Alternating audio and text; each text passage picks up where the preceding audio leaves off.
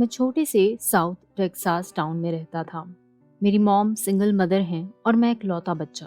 हम जिस घर में शिफ्ट हुए थे वो हम दो की ज़रूरत से बहुत ज़्यादा ही बड़ा था। मेरी मॉम फूलों का बिजनेस करती थी और मैं घर पर अकेला होता था। मैं उस वक्त 7th 8th ग्रेड में था। सबसे पहले मैं इस घर का नक्शा बता दूं। मेरा रूम सेंटर में था। मेरे कमरे के बाकी भी 4 दरवाजे थे जो अलग अलग रूम्स में खुलते थे। जब हम उस घर में शिफ्ट हुए तो वहाँ कुछ नहीं था सिवाय दो चीज़ों के, एंटीक वुडन ड्रेसर और रॉकिंग चेयर। उस घर में अक्सर अजीबो गरीब चीज़ें होती थी। लाइट्स ऑन ऑफ हो जाती थी, दरवाजे अपने आप खुल जाते थे, जबकि हम सब ध्यान से बंद कर देते थे। इसके बावजूद भी ऐसा होता था। और पुराने ट्यूब वाले टीवी तो आपने देखे ही होंगे, जिनमें हिस साउंड आता है। ये हिस साउंड मुझे हर सुबह अपने बराबर वाले कमरे से आती थी। हमारे पास इस कमरे में कोई टीवी नहीं लगा था और ना ही कोई ट्यूब वाला टीवी हमारे पास था ही। मैं हमेशा इसमें कोई ना कोई लॉजिक निकालता था कि शायद पड़ोस से आ रही हो ये आवाज़। ये आवाज़ मुझे तभी आती थी जब मैं घर पर अकेला होता था। अब किचन और डाइनिंग रूम के दरमियान एक दरवाज़ा था जो किसी भी डायरेक्शन में खुल जाता था। क्योंकि किचन का फर्श काफ़ी ख़राब था, इसलिए वो किचन की तरफ बस 1 फीट ही खुलता था।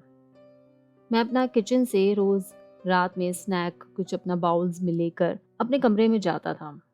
तो एक रात भी मैं नूडल्स का बाउल लिए अपने कमरे में जा रहा था। तो गुजरते मैंने देखा कि फैमिली रूम में रॉकिंग चेयर पड़ी थी, जिस पे एक बूढ़ी औरत बैठी झूल रही थी और उसके हाथों में स्वेटर बुनने वाला सामान था। उसके चेहरे के एक्सप्रेशन मुझे देखकर ऐसे थे जैसे वो मुझे देखकर डर गई हो। वो चेयर पे बैठी झूल रही थी और मैं उसे घूर रहा था। मैं जैसे जैसे उसे देख रहा था वो मुझे ट्रांसपेरेंट होती नजर आ रही थी। मुझे अब यही बात जहन में आई कि ये कोई और नहीं बल्कि साफ तौर पर कोई भूत है। मैंने सोचा कि अब क्या करूं। मैं अंदर से काफ़ी खौफज़दा था कि इतने में वो मुझे देख के अजीब क्रीपी स्माइल देने लगी जिससे मेरी सांसें रुक रही थीं। मैं फौरन तेज़ी से अपने कमरे में जाकर दरवाज़ा बंद करके बैठ गया।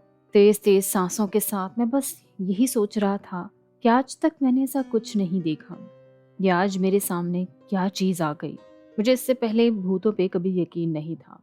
ये देखकर मैं बहुत खौफज़दा था कि मैंने कई महीनों तक अपनी माँ से इस बारे में बात नहीं की। मैंने फिर जब मॉम को बताया तो वो हंसी और मुझे अपने साथ कहीं ले गई। वो किसी का घर था।